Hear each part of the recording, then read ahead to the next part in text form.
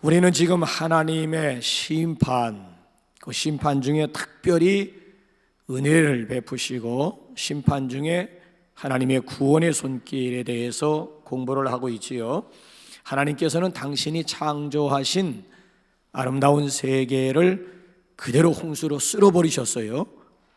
자, 그 쓸어버리는 중에 구원받은 사람들이 있었다라고 하는 얘기지요. 누구지요?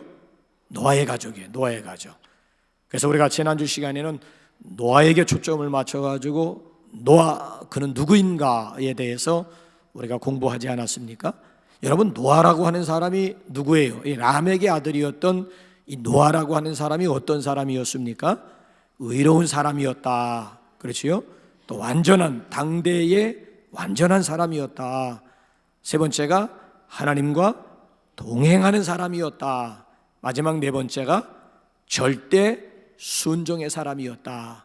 방주를 지으라고 하면 짓고, 그 다음에 이제 방주 속으로 내 아들들과 자부들 다 데리고 들어가라. 아니면 또 암수, 그렇잖아요. 모든 짐승 새끼들 암수. 정결한 짐승은 7쌍을, 부정한 짐승은 2쌍씩 해가지고 방주에 집어넣어라 해서 그대로 이 노아라고 하는 사람은 다 순종을 했어요. 자, 이제 오늘은 그 다음에 우리 단계로 넘어가 보면, 그럼 하나님께서 노아의 가정에게 베푸시는 은혜의 수단이 뭐예요? 구원의 수단이 뭐였습니까? 자, 7장 7절, 우리 7절과 오늘 본문 23절 두 번씩 나와요. 오늘 본문 그 앞에 7장 7절과 23절 한번 읽어보겠습니다. 은혜의 방편 아니면 구원의 방법이 무엇이었는지 7절입니다. 시작. 노아는 아들들과 아내와 며느리들과 함께 홍수를 피하여 방주에 들어갔고, 홍수는 심판, 홍수라고 하는 심판, 하나님의 심판 방법은 홍수인데 그 홍수를 피하여 어디로 들어갔다? 방주로 들어갔다. 자, 23절, 오늘 본문 말씀 가운데 23절 다시 한번 읽어보겠습니다. 시작. 주변의 모든 생물을 쓸어버리시니 곧 사람과 가축과 기는 것과 공중의 새까지라. 이들은 당하였으되 오직 노아와 그와 함께 방주에 있던 자들만 남았더라. 오직을 강조해요. 오직 노아와 그와 함께 방주에 있던 자들만, 또 나와, 또 방주에 들어갔던 사람들만 살았다라고 하는 그런 얘기가 되지요. 그러니까 이건 중요한 아주 예표적이고 상징적인 의미가 있는 거예요. 여러분, 노아의 가족들이 결정적인 순간에 은혜를 힘입고 구원의 은혜를 누릴 수 있었던 것은 어디로 들어갔기 때문이에요? 방주 안에 들어갔기 때문에 그런 거예요. 방주 안에. 그러니까 방주 안에 들어간 사람들만 남았다. 방주에 들어간 사람들만 구원받았다라고 하는 얘기예요. 여러분, 제가 앞에서 말씀드렸습니다마는 방주 안에는 정결한 짐승들만 들어간 게 아니라니까. 부정한 짐승들도 들어갔다니까. 더군다나 노아의 아들 3명이 있지만 3명이 다 착한 게 아니야. 이제 다음 주 시간에 가보면, 9장에 가서 보면 아시겠습니다마는 아버지의 저주를 받을 놈도 그 속에 있었다고요. 이 못된 아들도 있었다고. 그러니까 착한 사람들만 구원받았다는 얘기가 아니고, 정결한 짐승들만 구원받았다는 얘기가 아니고, 부정한 짐승들도 구원받고 못된 놈, 못된 자식도 구원받았다라고 하는 거예요. 그러니까 중요한 것은 구원의 기준, 하나님의 은혜의 기준이라고 하는 것은 뭐예요? 방주 안으로 들어가기만 하면 되는 거야. 방주 안에 들어가라 해서 순종해가지고 방주 안으로 들어가는 것 그 자체를 하나님께서 의로 여겨주신 것이지, 실제적으로 죄가 없고 의로워가지고 의롭다는 얘기가 아니에요. 오늘도 마찬가지예요. 우리가 의롭다함을 얻는 것은 예수님의 보혈 때문에, 예수님의 이름 때문에 하나님께서 우리를 죄인임에도 불구하고 의롭다고 여겨주는 거야. 의로워서 의로운 게 아니고 죄인을 하나님께서 의롭다고 여겨주시는 거예요. 여겨주시는. 그래서 의롭다함을 얻는다라고 하는 의미가 실제로 우리가 죄가 없고 의인에서 의롭다함을 얻는 것이 아니고, 죄인임에도 불구하고 예수님의 보혈로 우리를 이렇게 덮어주어가지고 하나님 눈에는 예수님 보혈 때문에 우리의 죄가 보이질 않는 거야. 보혈로 우리의 죄를 덮어주었기 때문에 하나님께서 그냥 우리를 의롭다고 여겨주시는 거야. 그래, 너는 의로운 내 아들 때문에 너를 의롭다고 여겨주마. 그렇게 이거 방주 안에 여러분 다 들어간 사람들이 착한 사람들이고 다 의로운 사람들이라서 구원받은 게 아니야. 구원의 조건은 방주 안에 있느냐 방주 밖에 있느냐. 방주 밖에 있으면 다 쓸어버림을 당하는 거고, 방주 안에 들어가기만 하면 의인이냐 죄인이냐 문제 삼을 거 없어. 그냥 방주 안으로 들어오기만 하면 하나님께서 그 자체를 의로 여겨주신다라고 하는 것, 이게 굉장히 중요한 거예요. 여러분, 여리고성이 무너지는 가운데 딱 구원받은 한 가정이 있어서, 여리고성, 철옹성과 같은 여리고성이 와르르 다 무너지는 가운데 딱 구원받은 한 가정이 있었다고요. 어느 가정이죠? 라합이야. 라합과 그의 그잖아요 가정과 친척들. 여러분, 라합이라고 하는 여자가 어떤 여자예요? 기생이야, 기생. 몸을 파는 여인, 기생이야, 기생. 그러니까 우리가 생각할 때 말이 안 되는 거야. 매일같이 몸을 파는 기생이 어떻게 구원을 받느냐는 게지요. 그러니까 우리 인간의 생각과 하나님의 생각, 인간의 방법과 하나님의 방법이 다른 거예요. 우리가 생각할 때는 어떻게 더러운 저런 창녀, 어떻게 더러운 기생이 어떻게 구원을 받느냐라고 하는 얘기예요. 근데 구원의 근거, 은혜의 근거는 딱 한 가지야. 어떻게 해서 구원받아요? 붉은 천 때문에 구원받은 거야. 붉은 천. 붉은 천을 집에다가 이렇게, 그렇잖아요? 걸기만 하면, 그렇잖아요? 여러분, 이게 얼마나, 출애굽할 때도 어린 양, 그렇잖아요? 보혈을 문설주에다 바르잖아요. 그 집안에 누가 사느냐가 중요한 건 아니야.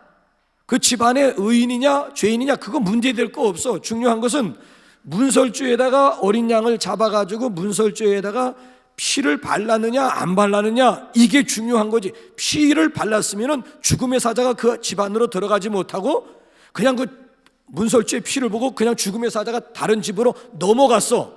패스오버. 그래서 유월한다라고 하는 거야. 패스오버했다. 죽음의 사자가 집안에 들어가서 사람들을 죽인 게 아니라 오히려 그 집을 넘어서 다른 데로 넘어갔다. 유월했다. 그래가지고 패스오버가 이게 유월절이 된 거야.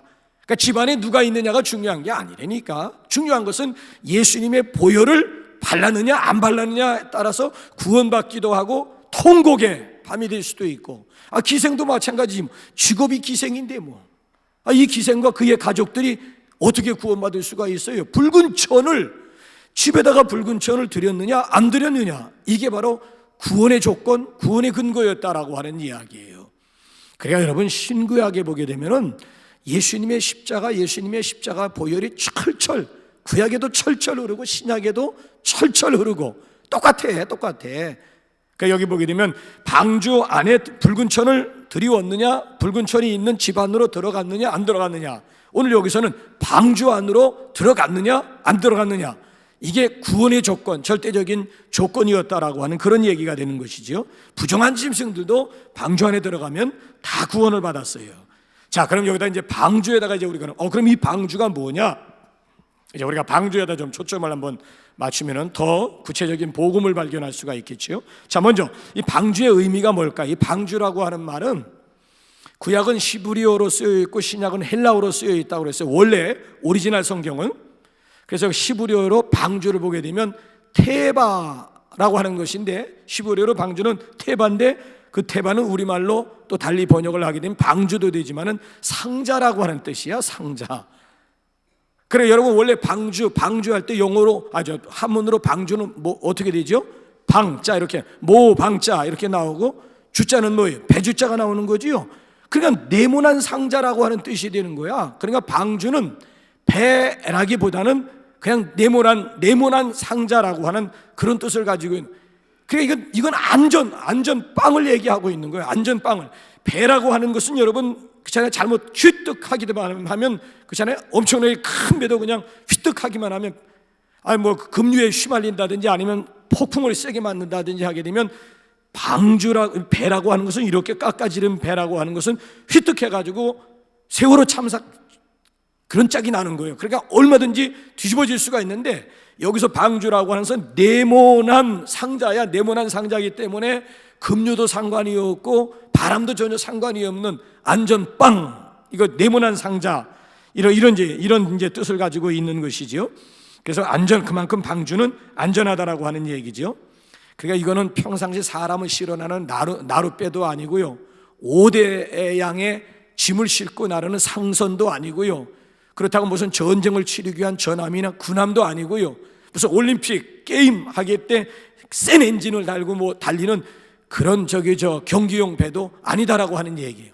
이건 정말 특별한 경우에 사람들을 구원하기 위해서 만들어진 특수한 배였다라고 하는 얘기예요. 그러니까 여러분들이 생각할 때 무슨 나룻배 생각하고 무슨 상선 생각하고 전함, 군함 생각하고 무슨 경기용 배, 그런 배들과는 질적으로 다른 네모난 상자라고 하는, 그래 여러분, 이게 굉장히 아주 구원의 도구로서 특별히 제작된 배지 우리가 생각하는 그런 배의 개념이 아니다라고 하는 거 우리가 좀 이제 생각을 하면 되겠고요. 자, 그러면 여기 보면 노아의 방주를 보게 되면은 우리가 생각하는 배에 있어야 될 절대적인 기구들이 없어요. 자, 여러분, 배 하게 되면 배에는 뭐가 있어야 됩니까? 아니, 여러분들이 생각할 때 배 하게 되면 배에는 뭐가 있어야 돼? 뭐가 있어야 갈 수가 있어? 노가 있던가 아니면 바람을 이용해서 가기 위해서는 배에는 뭐가 있어야 되는 거예요? 돛이 있어야 되는 거예요. 돛단배. 돛이 있거나 아니면 돛이 없으면은 사람의 힘으로 여러 사람이 막, 옛날 노예선도 보게 되면 맨 밑바닥에 들어서 몇십 명씩 막 노를 져가지고 막, 그렇잖아요? 대서양을 막 횡단하고 하잖아요. 그러니까 노가 있던가 무슨 이렇게 돛이 있어야 되는데 이 노아가 만든 배는 이게 없어요. 그래서 소위 말하면 동력이 없다라고 하는 얘기예요. 또 여러분, 여기 배에는 뭐가 필요합니까? 키가 필요한 거예요. 키, 방향을 결정질 수 있는 키가 있어야 되는데 노아가 만든 배에는 키도 없어요. 그 안에 있는 사람들이 운전을 한다라고 하는, 방향을 조절하고 운전을 한다라고 하는 얘기가 아니라 여기 키가 없다라고 하는 얘기는 이 배는 누가 운전하고 있다라고 하는 얘기예요? 하나님이 운전하고 있다라고 하는 그런 얘기가 되는 거예요. 그래서 여기 보게 되면 아니, 홍수를 피할 수 있는 수단으로서의 배일 뿐이지 우리가 생각하는 무슨 뭐 노가 있다든지 무슨 돛이 있다든지 아니면 뭐 배에 키가 있다든지 이런 거 전혀 없다라고 하는 이야기예요. 그러니까 우리가 생각할 때는 홍수의 거센 그 물결 속에서 뭐 이리저리 표류하는 것 같지만은 하나님이 운전대를 잡고 계신다. 하나님이 이 배를 인도하신다. 이 배의 주인은 누구다? 철저하게 하나님임을 가리키는 거야. 인간들이 무슨 조정하고 인간들이 뭐 수고를 하고 인간들이 노력을 하고 그런 얘기가 아니에요. 그래서 여러분, 노아의 방주가 신약에 와가지고는 뭐의 그림자가 되는 거예요? 교회의 그림자. 구원의 방주, 구원의 교회, 구원의 방주. 그래서 여러분, 방주의 주인은 누구예요? 하나님이에요. 교회의 주인은 누구예요? 예수님이요. 교회의 머리는 예수님이랍니다. 예수님, 성부 하나님, 성자 하나님.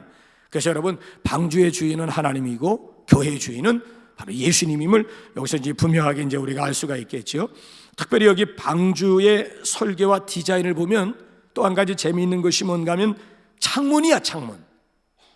우리가 생각할 때 창문은 중간쯤에다, 배를 전체적인 균형을 보게 되면 중간쯤에다가 이렇게 창문을 내는 거예요. 또 창문도 이렇게 열었다 닫았다 뭐 이렇게 낼 수 있는데 여기 지금 노아가 만든 배의 창, 하나님이 이렇게 설계도를 보여주면서 노아에게 그대로 그려라, 그대로 만들라 얘기를 했는데 한번 보십시다. 여기 보면 창문의 설계가 아주 특수한데 6장 16절인데 한번 6장 16절 한번 시작. 거기에 창을 내되 위에서부터 한 규빗에 내고 그 문은 옆으로 내고 상중하 3층으로 할지니라. 자, 창을 내되 위에 1층, 2층, 3층 배 가운데서 위에서부터 한 규빗의 창을 내라.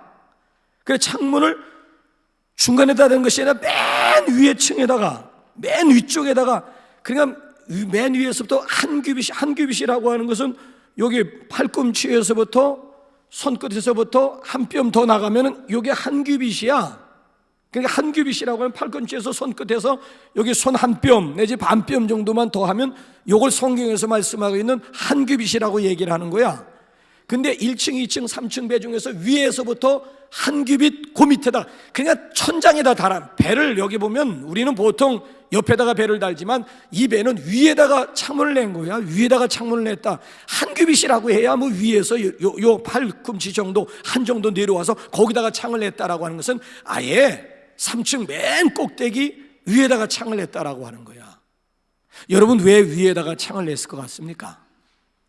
여러분, 만약에 옆에다 창을 냈으면 노아의 가족들의 시선에 들어오는 것들이 뭐가 되겠습니까? 범람한 막 시뻘건 막 홍수 아니면 지금 뭐가 거기 막 둥둥 떠다닐까요? 짐승 시체, 사람 시체들이 막 둥둥. 그럼 그 안에 있는 노아의 8식구가 창문을 바라보면서 시뻘건 홍수물, 150일 동안이나 창이랬다고 그랬으니까 150일 동안 시뻘건 물을 보고 150일 동안 둥둥 떠다니는 짐승 시체들과 사람 시체들이 150일 동안 그거를 바라보는 노아의 가족들의 마음이 어떠했을 것 같아요? 이거 마음 편치 않아. 바라보이는 것이 시뻘건 홍수뿐이고 눈에 들어오는 것들은 전부 짐승들 죽어서 사람들 시체만 막 둥둥 떠다니는 거 150일 동안 본다라고 하는 그 구원의 즐거움보다도 오히려 그 시체를 바라보면서 시뻘건 물을 150일 동안 바라본다라고 하는 것은, 그 고통이라고 하는 것은 이건 이루 말할 수가 없는. 그러니까 여러분, 이제 40일 동안, 이제 150일 동안에 노아의 가족들로 하여금 그런 것들 바라보면서 마음이 어지럽고 괴롭고 고통스러운 삶이 아니고 오히려 위에다 창문을 내므로 말미암아 위를, 노아의 가족들로 하여금 계속 위를 150일 동안 위를 바라보게 만든 거죠. 위를. 그래서 죄에 대해서 진노하시는 하나님의 공의를 바라보게 할 뿐만 아니라, 그렇잖아요? 나중에 이제 하나님께서 홍수, 하늘의 문을 닫으셨을 때는 맑은 하늘, 갠 하늘, 그렇잖아요? 아름다운 하늘을, 무지개를 또 이렇게 바라보게 만드시는 하나님의 모습, 하나님의 배려. 이게 여러분 얼마나 중요한지 몰라요. 그래서 여러분, 이 노아의 가족들이 안에서 하는 것은 뭔가 하면은 하나님을 찬양하면서 경배하고, 그래서 여러분 찬양과 경배의 자세는 어디에 있는가 하면은 여러분 위를 바라보는 거예요. 그래서 여러분 찬양의 자세는 절대 고개 떨구고 찬양하지 마세요. 고개 떨구고 찬양하는 거 아니에요. 찬양할 때는 항상 위를 바라보면서 우리의 마음 자세는 위에 계신 하나님을 경배한다. 그래서 이게 너무 확 제껴도 안 되고 너무 똑바로 안 돼도 안 되고 살짝 이렇게 똑바로 하고 이렇게 제낀 거 중간쯤.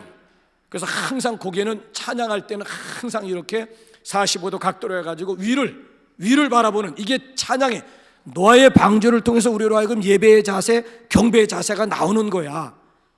그래서 여러분 위에 계신 하나님을 사모하는 그분에게 나의 기쁨과 영광, 그렇잖아요, 찬송을 드리고자 하는, 또 하나님의 은혜를, 그렇잖아요, 은혜 받고자 하는 그 찬양의 자세는 절대 여러분, 그래서 여러분 자꾸 고개 떨구면서 찬양하면 안 되고요. 그래서 항상 고개를 들고 하나님 앞에 찬양하면서 예배해야 된다. 여기 또 신앙의 원리가 여기에 나와요.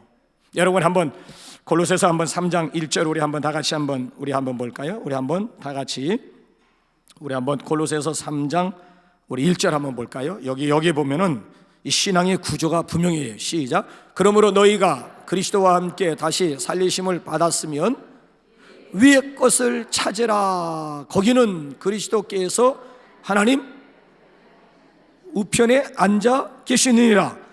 그러니까 신앙이라고 하는 것은 위에를 바라보고 위의 것을 찾는 거야.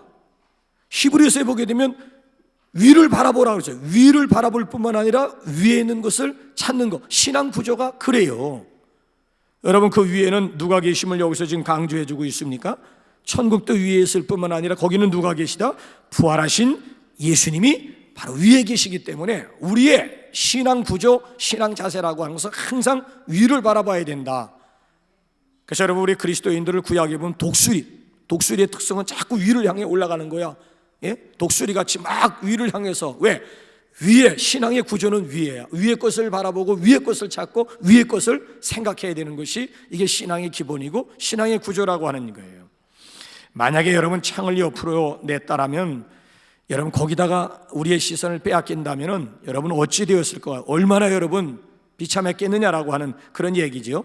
세상의 썩은 모습들 다 부패한 모습들, 더러운 모습도 눈에 다 들어와서 우리의 마음이 얼마나 어지럽겠느냐라고 하는 얘기지요. 그런데 이 세상의 한복판에서도 우리는 위를 바라보고 주님을 앙망하는 삶을 살 때에 소망 가운데 우리 주님을 향한 우리의 사랑을 고백하면서 인생을 살 수 있게 될 것이지요. 이게 바로 이제 신앙 구조가 되어져야 된다라고는 아주 중요한 그런 교훈이에요. 그래서 절대 여러분 다른 사람 바라보지 마시고요. 그렇죠? 환경, 시시때때로 변화되는, 바뀌어지는 환경도 여러분 바라보면 안 돼. 사람면도 바라보지 말고요. 믿음 생활하면서 절대 사람 바라보면 실족할 거, 시험거리들이 너무너무 많아. 사람 바라보면 누구나 다 넘어져. 실족해.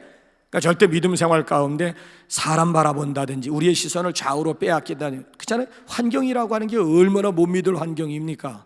그렇잖아요. 환경이라고 하는 거 절대 믿을 게 못 되잖아요.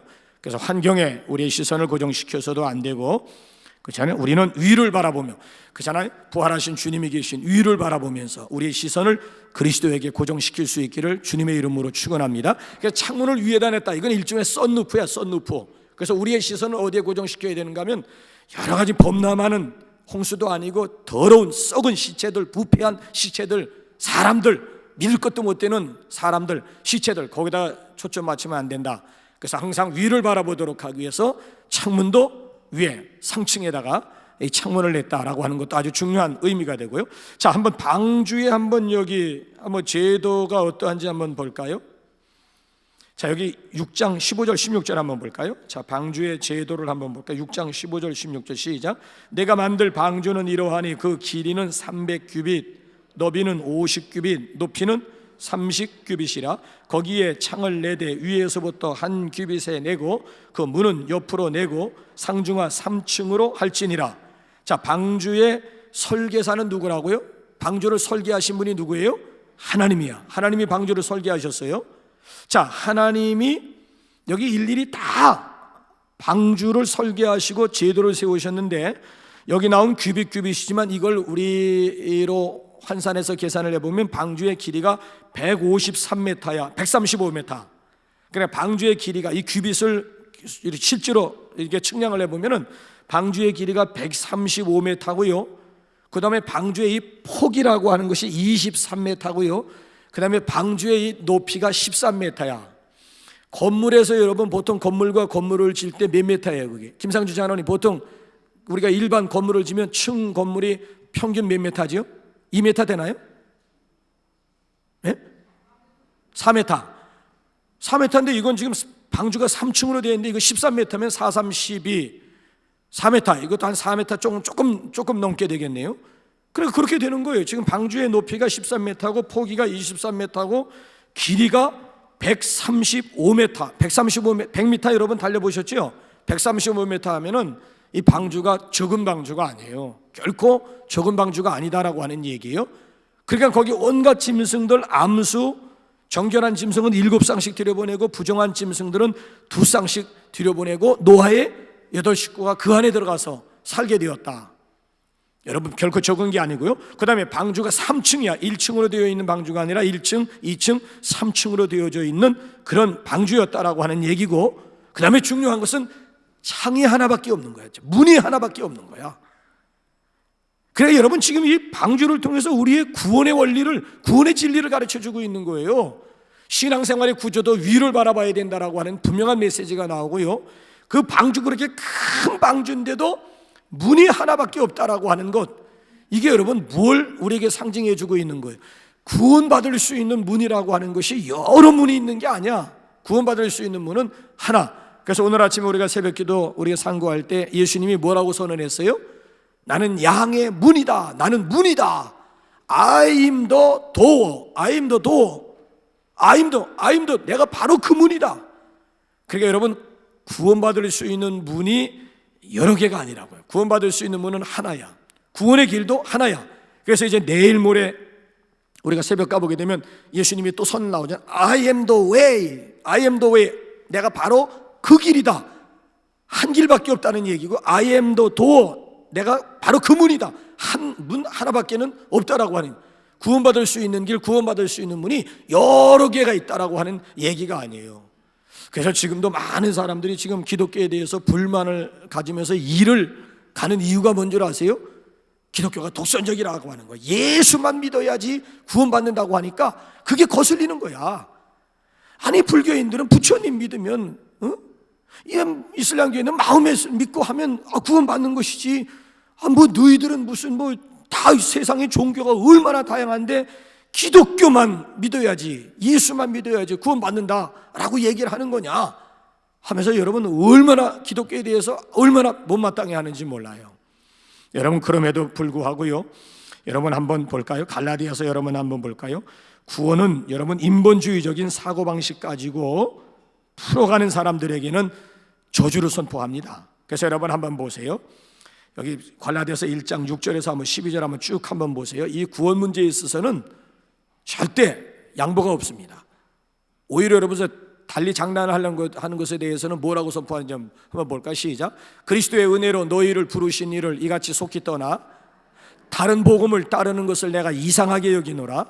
다른 복음은 없나니 다만 어떤 사람들이 너희를 교란하여 그리스도의 복음을 변하게 하려 함이라. 그러나 우리나 혹은 하늘로부터 온 천사라도 우리가 너희에게 전한 복음 외에 다른 복음을 전하면 저주를 받을지어다. 우리가 전에 말하였거니와 내가 지금 다시 말하노니 만일 누구든지 너희가 받은 것 외에 다른 복음을 전하면 저주를 받을지어다. 두 번씩이나. 이제 내가 저건 필요 없어. 그 앞으로 한번 넘겨가 보세요. 앞으로 한번 그 앞부분으로 한번. 자, 중간 셋째 단 보게 되면 다른 복음을 전하면 저주를 받을지어다. 마지막 단 보게 되면은 다른 복음을 전하면 저주. 예수 복음 외에는 다른 복음이 없는 거야. 예수 복음, 십자가 복음 외에는 다른 복음이 없는 거야.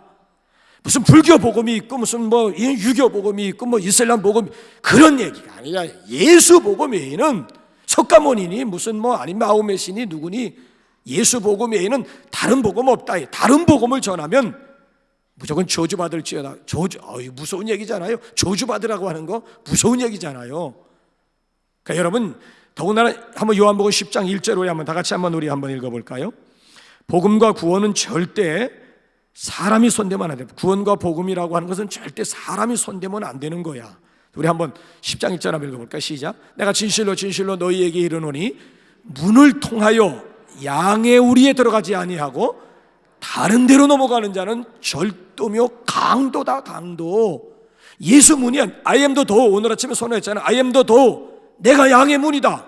그러니까 이 문을 통해서 우리로 들어가지 않고 다른 데로 넘어가려고 하는 사람은 이건 다 절도며 강도임을 여기서 아주 분명하게 선언하고 있지 않습니까? 그러니까 그래서 이 구원이라고 하는 것은 이건 정말 사람들이 손대면, 이 복음이라고 하는 거 절대 사람들이 손을 대려고 하면 절대 안 된다라고 하는 그런 얘기가 되지요. 그래서 복음은 예수 그리스도의 계시임을 아주 여기서 분명하게 밝혀주고 있는 것이지요.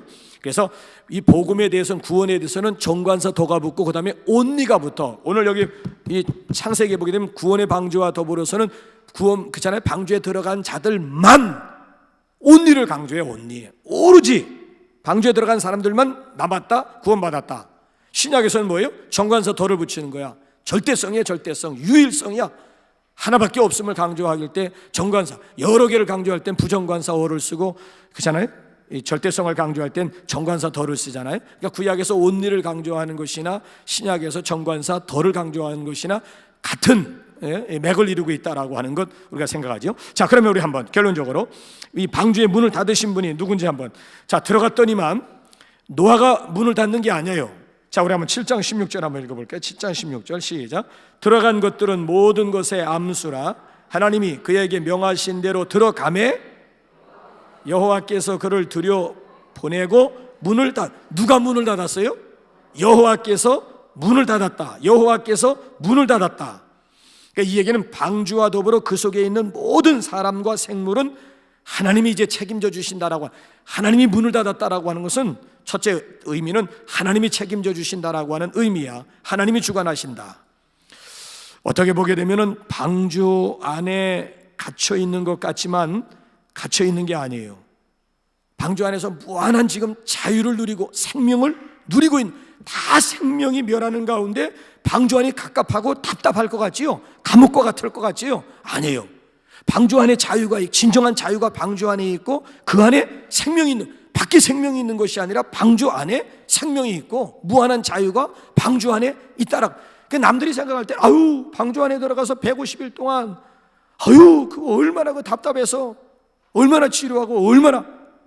근데 참 나도 이해가 안 되는 것이요, 짐승들을 정결한 짐승들을 7쌍, 한 종류의 7쌍씩을 집어넣고 부정한 짐승은 2쌍씩을 집어넣고 말, 돼지, 개, 소 다 들어가 있는데 이것들이 똥을 싸고 오줌을 싸면 그거 방주 안에서 그거 어떻게, 우리가 생각할 땐 하루도 못 살 거라고, 방주 갇혀진 공간 안에서 오줌 똥들 싸고 하는 거 이걸 어떻게 이걸 처리했을까? 인간적으로 생각하게 되면 이게 이해가 안 되는데 이 하나님이 하시는 일이기 때문에 이게 가능한 거예요. 그래서 우리가 생각할 때는 그 안에 숨 막힐 것이다, 답답할 것이다, 이건 감옥이 따로 없어, 창살 없는 감옥일 것이다, 뭐 이렇게 생각하지만은 아니에요. 그 안에 진정한 생명이 방주 안에 있고, 진정한 기쁨이 방주 안에 있고, 진정한 자유가 방주 안에 있더라고 하는 것, 이게 얼마나 여러분 이 하나님이 하시는 일이기 때문에 가능한 거예요. 결국 홍수 속에서 표류하다가 죽을 수밖에 없는 운명, 이 세상에 자유가 있는 것 같지만 아니에요. 홍수 속에서 이렇게 표류하다가 결국은 죽어요. 이게 방주 밖과 방주 안과의 차이점이라고 하는 그런 거예요. 그래서 여기 지금 하나님이 방주의 문을 닫으셨다라고 하는 말은 이건 구원의 시작도 되지만은 하나님의 인내의 끝도 되는 거야. 하나님이 지금까지 120년 동안 참아주시고 플러스 알파 7일을 더 참아주셨는데, 하나님께서 방주에 들여놓고 문을 이제 닫았다, 하나님이 이제 문을 닫았다라고 하는 얘기는 구원의 시작이고, 방주 안에 들어간 사람들에게는 구원의 시작이 되는 것이고, 이제 밖에 있는 사람들에 대해서는 하나님의 인내가 끝난 거야. 하나님의 인내가 이제는 문을 닫았다라고 하는, 120년 하고도 7일을 하나님이 참아주시고 기다려주셨는데 그 하나님의 인내의 이제 끝을 고하는 그런 의미가 이제 여기에 담겨져 있는 것이죠. 그래서 방주는 구원과 심판의 상징이었다라고 하는 얘기죠. 그래서 여러분, 노아 시대 사람들에게 가장 중요한 질문이 있다면은 방주 안에 있었느냐, 방주 밖에 있었느냐예요. 거기에 따라서 그들의 심판과 구원이 결정이 돼요. 노아의 가족들이 방주에 들어갔을 때 방주의 문이 닫혔지요. 더 이상 구원의 기회는 없는 거예요. 항상 문이 열려 있는 거 아니에요. 어느 순간 하나님이 방주의 문을 닫을 때가 와요. 그때는 이미 닫힌 문, 아무리 마태복음 25장 보게 되면 아무리 와서 밖에서 이미 문 닫혔는데 뭐 미련한 5 처녀들이 뒤늦게 와가지고 막 문을 두들고 열어달라고 해도 내가 너희를 도무지 모르노라. 그러니까 언젠가 여기도 방주에도 문이 닫히지만은 신약에도 보면 예수님은 똑같이 얘기를 해요. 문 닫힐 날이 온다는 거예요. 문 열렸을 때 등과 기름을 준비해야지, 문 닫힌 다음에 기름 준비해봤댔자 아무런 의미가, 문 닫힌 다음에 홍수가 시작된데 밖에 와서 막 문 열어달라고 두드려봐야 하나님이 문 닫으시면 이제는 끝난다라고 하는 거예요. 그래서 보라, 지금이 은혜 받을 만한 때요, 보라, 지금이 무슨 날이다? 구원의 날이다라고 하는 얘기야. 그래서 지금이 구원의 날이다. 지금이야, 지금. 그래서 언젠가 하나님께서 방주의 문을 닫으실 때가 반드시 오는 것이로구나. 여러분, 이제 예수님이 재림하시게 되면 똑같은 현상이 일어나. 이제 예수님이 재림하시게 되면 노아 시대와 같이 똑같은 현상이 일어나요. 예수님의 재림은 2가지로, 공중 재림, 지상 재림이에요. 자, 예수님이 공중 딱 재림하시게 되면 어떤 현상이 일어나게 되는가 하면은 준비된 신자들은 휴거가 돼요. 공중으로 들림받아가지고 공중 재림하시는 예수님과 공중에서 7년 동안 영화로운 혼인잔치가 이루어지게 되는 거예요. 예수님이 신랑이고 우리 성도들은, 교회는 신부기 때문에 들림받아요. 들림받아가지고 공중에서 영화로운 혼인잔치가 7년 동안 잔치판이 벌어지는 거야. 근데 들림받지 못한 신자나 들림받지 못한 세상 사람들 같은 경우에는 7년 동안 세상에서 뭐가 시작이 되는 거예요? 무서운 7년 대환란이 시작되는, 대환란 가운데 구원받을 사람이 없어. 대환란 가운데서 성도들이 구원받을 수 있는 마지막 한 가지 길이 있다면, 목 잘림을 당하면은 구원받을 수가 있는 거예요. 실제적으로 목베임을 당하면 순교만이 구원. 아니, 그러니 목 잘림 받아가지고 순교해서 구원받을래요? 평상시에 등과 기름 준비해가지고 예수님 공중 재림할 때 휴거가 되어가지고 신랑 대신 예수님과 더불어 영화로운 혼인잔치판 7년 동안 잔치판 벌이면서 기뻐하면서 즐거워하다가 예수님과 함께 7년 딱 끝나면 지상에 재림해가지고 예수님과 더불어 1000년 동안 왕노릇 하실래요? 그러니까 평상시에 우리가 신앙생활의 삶이 어떠해야 되냐라고 하는 답이 나오는 거야. 노아와 같이 방주를 준비해가지고 방주 안으로 들어가는 기회를 삼든가, 아니면 등에 기름을 준비해가지고 보라, 신랑이로다 맞으러 나오라 했을 때 그냥 등과 함께 기름과 함께 나가서 신랑과 더불어 잔치판으로 집으로 들어갈 것이냐. 이건 이제 우리의 선택이라. 그냥 구약 시대나 신약 시대나 다를 바가 없이 똑같다라고 하는 그런 얘기가 되지요. 그래서 우리 바라기는 우리 하나님 앞에 기도할 때 우리 남북교회는 노아의 방주 되게 해달라고 기도해야 돼. 그래서 기도할 때마다 우리 남북교회는 노아의 방, 사람을 살리는, 그잖아요. 살리는 공동체, 누구든지 간에 뭐 그 사람이 뭐 어떤 사람 그거 묻지 마세요. 이 안에 들어왔을 때는 저 사람 이러지 말고 누구나 다 이 안에 들어오기만 하면 다 구원받을 수가 있어요. 예수님의 이름으로, 예수님의 보혈로 다 구원받을 수가 있는 거야.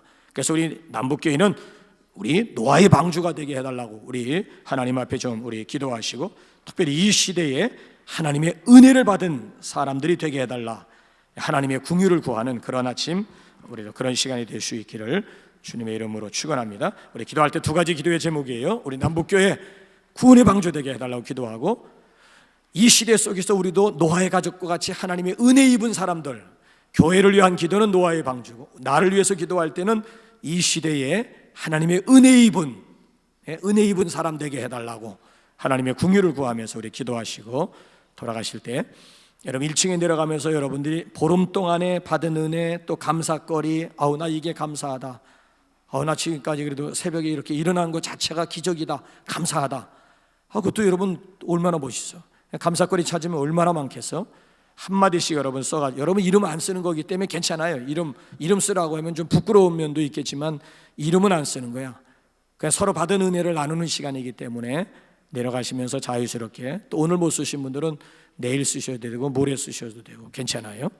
그리고 이제 다음 주부터는 여러분들의 우리 환자들, 우리 교우들 가운데 환자들 다음 주 월요일부터는 화면을 띄울 거예요. 이제 2주 동안에는 집중적으로 중보기도하는 시간도 좀 가지려고 그래요. 또 혹시 여러 교인들이 나의 이런 문제를 좀 기도해 줬으면 좋겠다, 커밍아웃 하고 싶으실 분들은 교구 교역자들에게 여러분들의 기도의 제목 저기 화면에 띄워서 성도들의 기도를 받기를 원하시는 분들은 기도의 제목을 써서, 실명입니다. 무명으로 하면 안 돼요. 무명할 분들은 그냥 혼자서 기도하시면 되고, 실명으로 해가지고 올릴 분들은 이제 우리 교역자들에게 여러분 신청해 주시면 이번 주간에 우리 신청 받아서 다음 주 월요일날 정리해서 우리 기도할 때 화면에다 놓고, 뭐 이승찬 집사님이니 우리 권영란 우리 집사님이, 서우모 집사님이 뭐 등등 이런 분들 위해서 우리가 구체적으로 기도하고, 그 다음에 여러분들의 나 우리 교인이 새벽 기도 때 나의 이 문제 가지고 좀 기도해 줬으면 좋겠다, 기도받기를 원하시는 분들은 기도의 제목하고 여러분들의 이름을 써서 화면에다 올려주시면은 2주 동안에 집중적으로 우리 기도하도록 그렇게 하겠습니다. 주여, 우리 삼창 부르면서 우리 교회 구원의 방주 되게 해달라고, 이 시대 가운데 내가 하나님의 은혜 입은 노아가 되게 해달라고 우리 하나님 앞에 기도하면서 돌아가시겠습니다. 주여, 주여, 주여.